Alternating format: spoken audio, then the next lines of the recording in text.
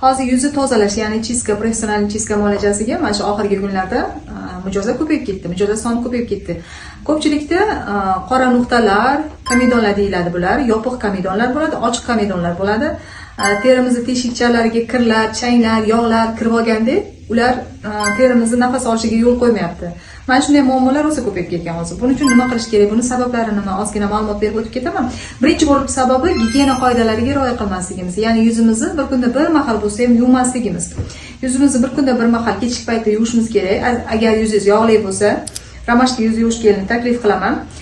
Yuzingiz quruq bo'lsa, unda archa va normal yuz bo'lsa, lavanda yuz yuvish gellarida tabiiy tarkibga ega yuvishingiz mumkin. Xo'p, undan keyin muammo ketadimi? Ba'zilarda ketadi, ba'zilarda ketmaydi. Umuman muammoning ketmasligining sababi jigar o't qopimiz yaxshi ishlamaslik, ertalab nonushta qilmasligimiz. Mana shu sabablar bo'ladi.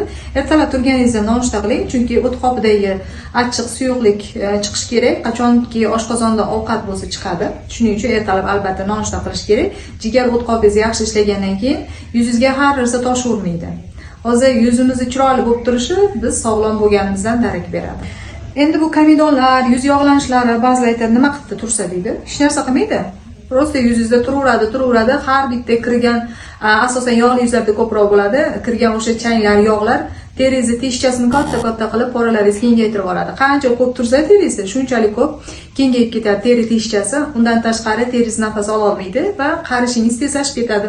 Agar shunaqa muammo kerak bo'lsa, yuraverishingiz mumkin. Mana bu gellardan foydalanmasdan yuraverishingiz mumkin.